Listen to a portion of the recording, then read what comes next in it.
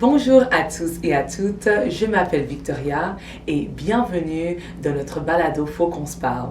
C'est un plaisir de vous retrouver pour notre épisode 2 de ce balado qui est présenté par l'Assemblée de la francophonie de l'Ontario.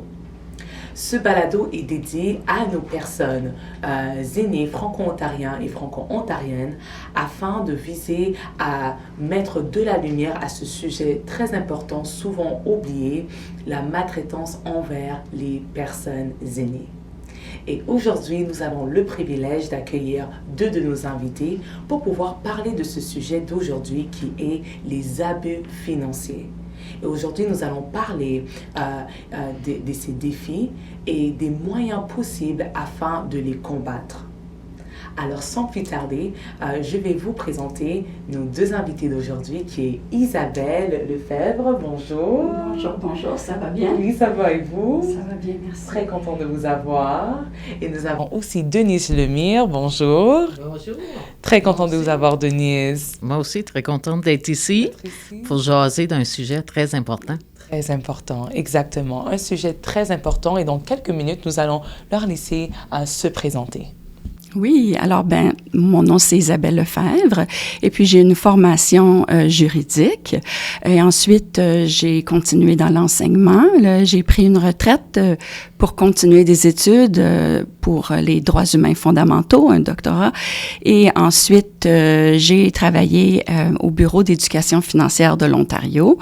Et j'ai animé différents ateliers de littératie financière et puis avec Desjardins qui offre une formation dans ce domaine. Et puis, j'ai eu le privilège de aussi animer une chronique de littératie financière pour l'émission Sur le vif de Radio-Canada avec André Marcoux. Donc, voilà. Intéressant. Moi, je suis Denise Lemire, je suis présidente du réseau de prévention de la maltraitance chez les personnes aînées francophones de l'Ontario. C'est un réseau qui est géré par la Fédération des aînés et retraités francophones de l'Ontario. Donc, on tente de faire de la sensibilisation, de la prévention, de l'éducation pour les personnes aînées, mais essentiellement pour toutes les personnes francophones en Ontario.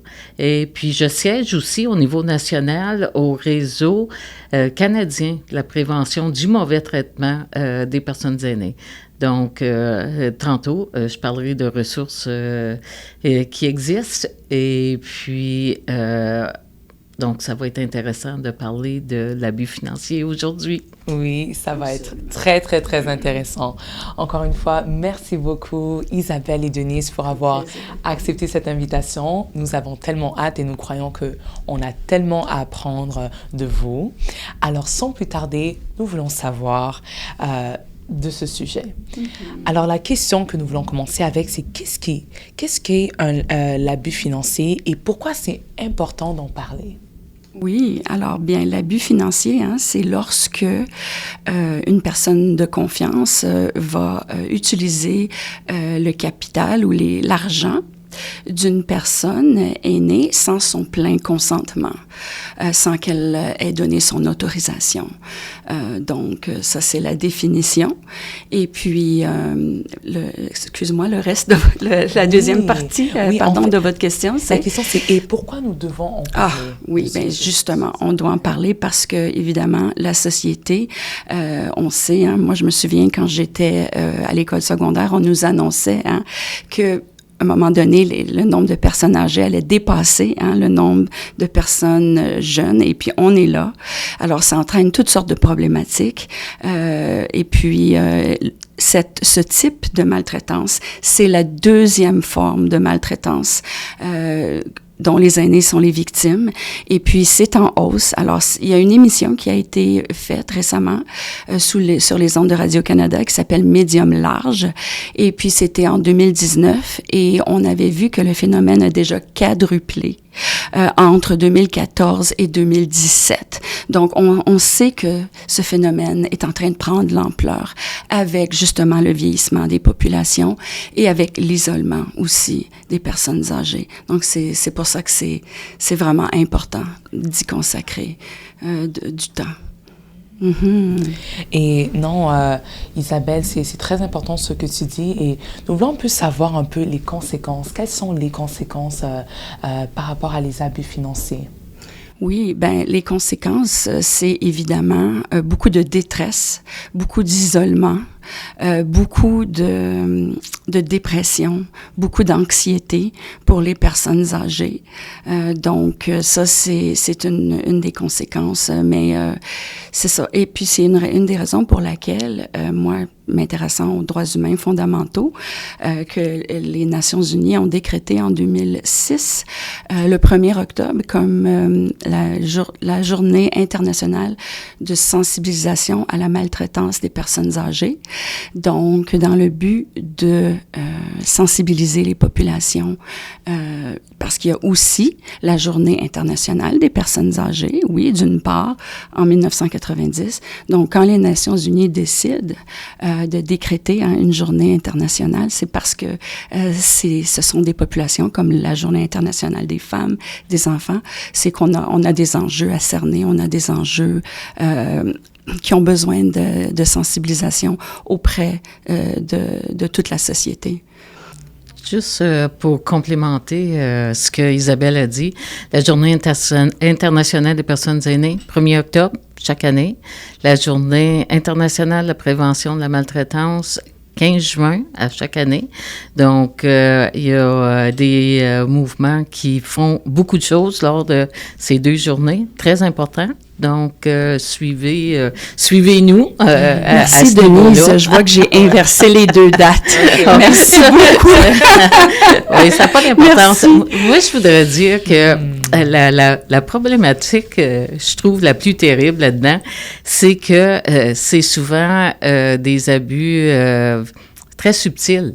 Exactement. Donc, ils ne sont pas reportés parce que c'est dans la famille, parce que c'est chez les proches, parce que pour beaucoup de raisons. Donc, peut-être qu'on pourrait en parler un petit peu plus, OK, à ce sujet-là.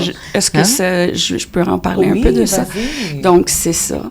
Et puis, le problème avec ça, c'est que les aînés ne savent pas exactement ou parfois ne sont pas conscients que ce qu'ils vivent est un abus financier. Donc, il y a eu quelque chose de vraiment intéressant qui a été fait par comment on appelle ça, Credit Union, une caisse populaire en Colombie-Britannique. Et puis, ils ont demandé à des aînés, croyez-vous que vous avez été victime d'abus financiers? Et puis, ils ont trouvé que 6,8% d'entre eux ont dit oui, on croit. Ensuite, ils ont présenté des scénarios très concrets aux personnes. Et puis, ils ont reposé la même question. Et là, c'était 41% des aînés se sont reconnus dans les scénarios. Donc, c'est ça. C'est que parfois, on n'est pas au courant, on pense que c'est normal, on se dit et puis lorsqu'on prend vraiment le temps, puis on va le faire, j'imagine, là, de décrire tous les scénarios, tous les types d'abus financiers, on se rend compte. Donc, c'est pour ça qu'on a des statistiques. On pense qu'à peu près 7% des personnes âgées sont victimes d'abus financiers, mais plusieurs experts sont confiants de doubler, tripler, voire même quadrupler ces statistiques. Et je ferai le parallèle avec toute autre forme d'abus physique, sexuel. Les victimes ont toujours un sentiment de honte et hésitent beaucoup à dénoncer. Donc, les statistiques qu'on a souvent ne sont pas représentatives du phénomène dans les faits. Ouais. Puis moi, je trouve qu'une problématique là-dedans, c'est qu'il n'y a pas de promotion sur la prévention des abus financiers. Je veux dire, la dernière fois qu'on a vu quelque chose à la télévision, à la radio, qu'on a entendu à la radio, comme ça n'existe pas là, assez, là. Ça, donc, comment tu veux que les personnes aînées puissent reconnaître certains abus qu'ils vivent, puis qu'ils ne sont même pas conscients, là, tu sais. Donc, puis, comme tu disais, avec les conséquences, c'est souvent majeur, hein? Absolument. Je veux dire, les personnes aînées qui perdent leur argent, leur compte de banque, des choses à cause de la procuration, puis tu pourrais peut-être nous en parler. Absolument. Justement, un point de vue plus juridique, le plus grand abus, là, le plus courant, est justement l'abus de procuration. Donc, la procuration, c'est un mandat. Hein? On donne le mandat à une personne, ou à des personnes, ou à des spécialistes, hein, ça peut même être un notaire, un avocat, de gérer certains aspects de sa vie financière, certaines transactions, acquitter certaines factures pour différents fournisseurs, faire des transactions bancaires, aller chercher, faire des emplettes. Donc oui, on donne un mandat. Et puis, c'est très important de dire que le mandat peut être verbal aussi, et il peut être écrit. Pour certaines choses, par exemple, lorsqu'on parle on va à la banque, des transactions financières, évidemment, ça doit être écrit.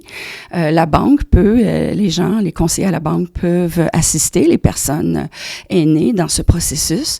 Donc, ça donne pas, là, ça ouvre pas la porte, là, à faire ce qu'on veut avec l'argent d'une personne aînée. Donc, si on regarde, puis on va parler un peu plus tard de, justement, comment se protéger. Probablement la meilleure façon de se protéger, c'est à travers la procuration. Puis j'aimerais aussi noter que la procuration, ça se fait, hein, et ça rentre en action quand on a la capacité juridique. Ça veut dire que on peut donner son accord et qu'on est sain d'esprit. Du moment où on n'a plus la capacité juridique, la procuration tombe. Et là, on tombe dans un autre document juridique qui est... Alors, ça, c'est important. Et on peut toujours retirer aussi la procuration. Je sais pas si je devrais aller nommer d'autres à ce moment-ci, d'autres formes d'abus, ou si je devrais enchaîner au niveau de la procuration. Ça veut dire que faut pas permettre ou donner une procuration trop jeune. Quand on est trop jeune, exactement. Parce que le procurateur ou la procuratrice a le pouvoir, là, de contrôler les finances et tout. Et il faut pas se gêner dans la procuration de bien délimiter quels vont être les gestes qui sont autorés, mettre des balises, là. C'est pas, on peut faire ce qu'on veut. Il y a aussi des limites de montant d'argent aussi, pour éviter qu'une personne puisse vider votre compte entièrement. Alors, ça peut être 2000 $ par transaction. Aussi, ça peut être limité dans le temps aussi. Peut-être qu'on a besoin d'une procuration après une chirurgie où notre mobilité est réduite, mais on sait que cette procuration va prendre fin. Puis, surtout, c'est très important, la personne qui donne une procuration, elle peut la retirer à n'importe quel moment, mais elle a un peu l'obligation d'aller vérifier de façon récurrente, là, de voir ce qui se passe dans son compte. Parce que il faut voir tout de suite, lorsqu'on voit des transactions qu'on ne peut pas expliquer, pour lesquelles on n'a pas donné d'autorisation. Alors, il faut quand même suivre ces transactions-là. Et puis, si on commence à recevoir des appels des différents fournisseurs, moi, je sais pas, Hydro-Ontario, quoi que ce soit, madame, votre facture n'a pas été... ça fait 2 ou 3 mois que c'est pas payé. On donne le mandat à quelqu'un de payer nos différents fournisseurs, mais au final, c'est pas payé. Donc, il faut avoir quand même un certain rôle proactif. Donc, faut s'informer, hein? Absolument. Et les centres de vie active offrent souvent des ateliers au niveau de la procuration. C'est je dirais, un des plus populaires au niveau des centres de vie active pour les aînés. Donc, on invite les aînés là, à participer à ces ateliers de formation, d'information au niveau de la procuration. Très important. Oui. Très important. C'est important. Et puis, c'est pas nécessaire que ça soit fait de façon écrite, comme j'ai dit, comme par exemple ma belle-mère, lorsque mon beau-père est décédé, elle n'avait jamais vraiment pris soin, elle, des finances. Hein, c'était plutôt le rôle de son mari. Alors, elle a décidé, elle dit, moi, je me sens pas confortable, tu sais. C'était plutôt une entente verbale. Pour la banque, ce qu'elle a fait, c'est elle a mis ses 2 enfants comme co-titulaires, hein, de son compte de banque. C'est une entente verbale. Donc, mais encore une fois, c'est pas parce que c'est une entente verbale qu'on peut aller acheter ce qu'on veut et faire ce qu'on veut. Mais elle tient quand même, cette entente verbale. Mais malheureusement, cette entente verbale donne lieu à beaucoup d'abus au sein des familles, malheureusement. Oui. Donc, ça, c'est la problématique. Oui, tout à fait. Et non, je pense qu'on a quand même eu une bonne compréhension en fait, de ce que c'est, ainsi que d'autres exemples que vous avez donnés qui nous éclaircissent un peu sur ce sujet. Et nous voulons aller un peu plus dans la précision pour ceux qui ne savent pas, des signes indicateurs qui peuvent nous montrer que, OK, cette personne aînée passe par un abus financier. Quels sont des signes indicateurs si nous allons plus dans la précision? OK, très bien. Bien, justement, alors, la personne aînée, elle va avoir parfois, elle va manquer de nourriture, elle va manquer de soins, parce que des fois, dans ces ententes familiales, là, on a parlé beaucoup de la procuration, mais je ne sais pas si plus tard, on va revenir parce qu'il y a plusieurs autres formes d'abus. Donc, c'est ça. On promet de prodiguer certains soins. Donc, mais on ne les prodigue pas. Donc, la personne semble peut-être moins bien habillée. Les vêtements ne sont peut-être pas lavés. Elle participe plus à des activités. Oui, elle est en retrait, exactement. Elle semble nerveuse. Elle semble déprimée. Donc, c'est ça. Puis, si elle est active avec différentes associations, elle se retire. Donc, c'est sournois, c'est difficile. Elle ne va pas nécessairement en parler. Donc, je ne sais pas si toi, Denise, tu as d'autres signes. En fait, je voudrais juste mentionner que ça peut se passer au niveau des parents par rapport à leurs enfants, aux grands-parents par rapport aux petits-enfants. Donc, c'est pas juste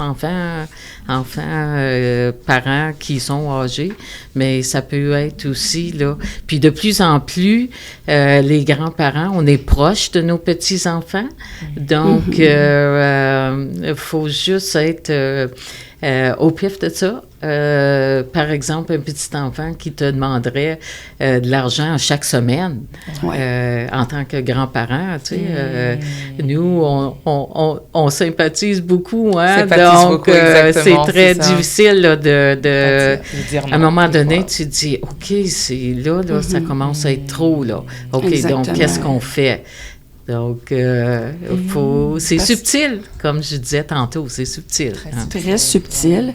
Et puis, moi, j'ai une amie qui a été directrice d'une succursale bancaire de la Banque nationale à Gatineau pendant plusieurs années. Puis, justement, je lui parlais de cette problématique. J'ai dit, toi, dans le cadre de ton travail, j'ai dit, qu'est-ce que tu as observé le plus en tant qu'abus financier? Puis j'ai été vraiment très surprise de sa réponse.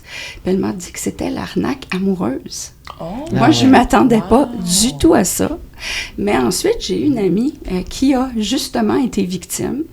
Et puis, c'était très sournois, ça aussi. C'était à travers une application pour jouer au Scrabble en ligne.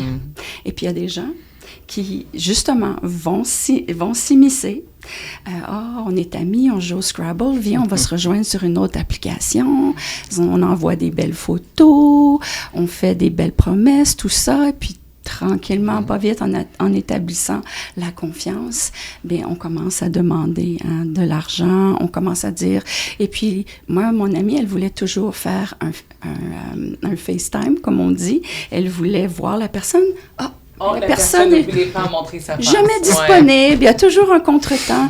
Et puis finalement, elle a réussi, et puis pour s'apercevoir que c'était complètement une autre personne. Et puis, mais ça, alors j'étais surprise. Et puis, oui, moi j'aimerais aussi attirer l'attention à l'intelligence artificielle. Oui, on a entendu ce cas d'une grand-maman, je crois, qui, avec l'intelligence artificielle, on est capable de simuler la voix avec le deepfake et tout ça. Et justement, « Oh, c'est ma petite fille! » Et puis, la petite fille a appelé sa grand-mère d'une autre façon, d'un autre mot qu'elle n'utilisait jamais. C'est comme ça que la grand-mère s'est dit « Mais attends une seconde, c'est pas ma petite fille, ça. » Mais c'est la voix de la petite fille. Et puis, c'est tellement difficile maintenant parce que avec l'intelligence artificielle, avec la technologie, tout le monde peut être victime d'escroquerie. Et puis, ça va tellement vite. Toutes les méthodes qui sont utilisées sur les réseaux sociaux. Puis, je pense que les personnes âgées, peut-être, viennent d'une époque où il y avait peut-être un peu plus de confiance, un peu plus de bienveillance dans la société. On ne peut pas s'imaginer que des gens puissent passer leur journée à faire ce genre de choses. Oui. Autant c'est un bon outil de contrer l'isolement, par exemple au niveau Facebook, que moi je l'utilise beaucoup, autant il faut faire attention. Mais c'est là que, au niveau de stratégie pour aider les personnes aînées, ben c'est là que ça manque un petit peu. Donc, on a besoin beaucoup plus d'informations à ce niveau-là, parce que c'est vraiment un fléau, au niveau là, de... moi, je suis d'accord avec toi, là, au niveau de l'intelligence artificielle. Donc, essentiellement, là, mettez pas la voix de vos enfants là, dans Facebook, LinkedIn, TikTok, etc., etc., tu sais. Et puis, c'est ça. Puis, il y a toutes sortes, comme tu disais, de demandes qui sont faites auprès des aînés parce qu'on sait, d'ailleurs, d'où vient leur vulnérabilité, c'est qu'on sait qu'ils ont...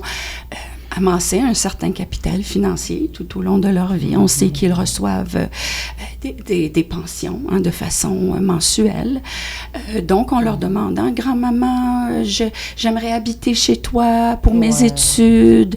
Ou ce sont les enfants qui vont dire, tu sais, ton petit-fils, ta petite-fille, tiens, tu n'utilises pas ta voiture tellement, grand-maman, tu sais, maman, tu pourrais, tu sais, mais qu'est-ce que la personne aînée a à dire? Est-ce qu'on lui offre si c'est elle qui le propose, puis s'il n'y a pas de problème, mais parfois, on ne leur demande pas vraiment ce qu'ils en pensent. Leur avis. Non, et on pense que, OK, je suis rendue là dans ma vie, c'est quelque chose que je dois faire, tu sais. Grand-maman, ou, tu sais, maman, j'ai vraiment besoin. On fait un chantage émotif. On fait un chantage émotif. Exactement, oui. Si tu m'aimais vraiment, tu sais, si tu me comprenais, écoute, mon Dieu, tu sais, la vie d'aujourd'hui est difficile, tu sais, c'est pas comme toi, tu as acheté une maison, c'était 50 000 $, mais nous, aujourd'hui, c'est pas le même cas. Non, il faut que tu m'aides, je m'en sortirai pas. Alors, tu sais, puis des fois, on entre là-dedans, on sait qu'on se fait un peu arnaquer, je pense, puis on se dit, écoute, ils n'ont pas eu les chances que j'ai eu, ils n'ont pas. Mais, tu sais, c'est quand même une forme. Puis après ça, ils demandent de plus en plus. Ils demandent, on ouvre la porte. Ça s'arrête pas là. Ils sont comme, il y a de la réceptivité. Et puis, des fois, aussi, il y a des cas où on est un aidant naturel. Tu sais, comme moi, j'ai encore une fois ma belle-maman qui habite à la maison. Et puis, elle a 81 ans, elle est en bonne forme, mais c'est pas toujours le cas. Des fois, on doit prodiguer beaucoup de soins, puis avoir une certaine fatigue. Puis là, comme on sait dans la société actuelle, il n'y a pas toujours...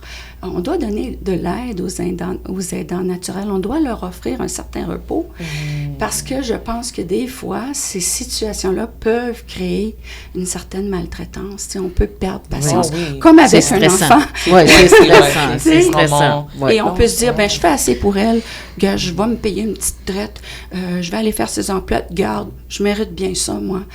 Mais au final, non, c'est pas à toi cet argent. C'est pas à toi. c'est vraiment pas à toi cet non, argent. OK, t'as accepté d'être un aidant naturel, tout ça. Ça te donne pas le droit de t'acheter telle ou telle chose sur sa carte de crédit. Non, exactement. C'est ça. Non, tu as tout à fait raison, Isabelle, et j'aime beaucoup ce point que tu viens de toucher, c'est que souvent on fait certaines choses qu'on ne se rend pas compte que c'est mauvais dans l'intention, mais qui n'est pas nécessairement bon. Non. Et des fois, c'est nous, c'est les enfants, c'est les petits-enfants. Et en fait, ça nous apporte à la prochaine question qu'on veut savoir comment les personnes aînées peuvent se protéger des abus financiers et quel rôle joue la famille, les proches, les communautés locales dans la protection des personnes aînées, parce que des fois, on ne sait pas exactement quoi faire ou comment éviter qu'on soit la raison aux abus financiers que les personnes aînées subissent. Absolument. Ben, c'est un très bon point. Alors, c'est pour ça toutes les journées de sensibilisation. Donc, la première chose, c'est vraiment de bien établir les cadres de la procuration, comme on a dit un peu plus tôt. Et c'est de faire attention aux différents documents juridiques qu'on signe. Hein. Par exemple, lorsqu'on vous demande d'être un garant, hein, un co-signataire, comme on dit en langage courant, parce que, donc, tout ce qui est procuration, être garant, tout ça, alors, faire attention, mettre des balises, mettre toutes sortes de systèmes en place. Si on a des doutes, consultez un professionnel. Vous avez certainement un notaire, un avocat, prenez quelques instants pour lui parler. Sinon, pendant que vous êtes très apte, n'hésitez pas, il y a plein de balados, il y a des émissions comme celle-ci, des sites qui sont excellents, dont Denise va nous parler.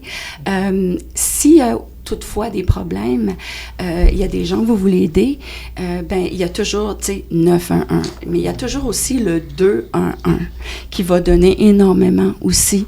Ils vont vous aiguiller, ils vont vous envoyer vers les différents organismes communautaires, parce que moi, j'ai été estomaquée d'apprendre combien il y a d'excellentes ressources. Il y a le bureau aussi du curateur, de la curatelle publique. Il y a aussi la protection, l'Office de la protection des droits aussi. Donc, mais ça, on peut se dire, mon Dieu, ça nous apparaît comme on n'est pas rendu là, tu sais. Mais je dirais, moi, que le 211 et puis les autres organismes que Denise, un peu plus près de nous, peuvent nous aider, absolument. Donc, donc profiter même de donner même des ressources ou qui peuvent aider ceux qui nous donc, regardent. de base, je vais en nommer quelques-uns. De base, je dirais d'aller voir dans les sites Internet de nos organismes dont j'ai parlé au début du balado. La FARFO, la Fédération des aînés francophones, les aînés et retraités francophones de l'Ontario. Il y a des ressources sur le site Internet. Mon réseau national, le CNPEA.ca, il y a des ressources. C'est un carrefour de ressources, même de recherche et d'études et d'outils, de trousses, même à un niveau international, national, provincial, même local. Et puis, il y a Elder Abuse Prevention Ontario. Il y a des ressources en français à ce niveau-là. Et puis, au niveau des abus financiers, des abus de toutes sortes, en fait. Mais j'ai découvert durant la dernière année des ressources quand même assez intéressantes qui offrent de l'information, des renseignements sur l'abus financier. Par exemple, l'Agence de la consommation en matière financière du Canada. Vous pouvez aller dans leur site Internet. Toutes sortes de ressources à ce niveau-là. L'Association des banquiers canadiens, donc, qui offre aussi, ils ont un programme, ça s'appelle « Votre argent aîné ». Donc, qui offre aussi de l'information. Comptable professionnel agréé Canada, qui offre aussi un programme pour les personnes aînées. Puis, la Fondation canadienne d'éducation économique. Oui. C'est quand même... ces ressources-là, on va les retrouver, n'est-ce pas, Victoria, en quelque part? Oui, sous la description. Il y aurait le Bureau d'éducation financière de l'Ontario, EBO, qui pourrait certainement aider. Et moi, j'aimerais dire mon coup de cœur personnel. J'ai vu ça avec la Farfo. Ce sont des pièces pièces de théâtre qui ont été écrites à l'intention des aînés. Puis moi, je pense que c'est la meilleure façon de... et puis c'est joué dans toutes les communautés françaises pan-canadiennes. En fait, c'est la FAC, c'est la Fédération des aînés francophones du Canada. OK. Qui ont fait ça. OK. Et puis, en tout cas, je ne sais pas si ça se... oui, Denise, ils l'ont est-ce que c'est encore... Oui. C'est extraordinaire. Dans leur site Internet. Et on peut les visionner, ces petites pièces de théâtre. C'est excellent, oui. Formidable. Mais tout cela sera mis sous la description de notre balado afin que vous pouvez profiter de ces ressources qui peuvent vous aider et vous prévenir de ces abus financiers. Mais fantastique alors. Nous sommes à la fin de notre balado épisode 2. Aujourd'hui, nous avons exploré différentes formes courantes d'abus financiers dont sont victimes les personnes aînées, des signes indicateurs et aussi des moyens de prévention. Les liens vers les ressources d'aide seront mentionnés encore une fois dans la description de la vidéo. Nous voulons encore donner un grand merci à Isabelle ainsi que Denise pour avoir accepté cette invitation et de participer dans ce balado. Et nous voulons aussi donner un grand merci à vous qui nous regardez, qui nous soutient. Un grand merci encore pour votre support. Et aussi un merci tout particulier à l'Emploi et Développement social Canada, notre bailleur de fonds. Sans eux, ce balado n'aurait pas été possible. Alors, n'oubliez pas encore une fois de nous suivre dans nos réseaux sociaux ainsi que dans notre site web. Je m'appelle encore Victoria et nous allons vous retrouver dans notre prochain balado.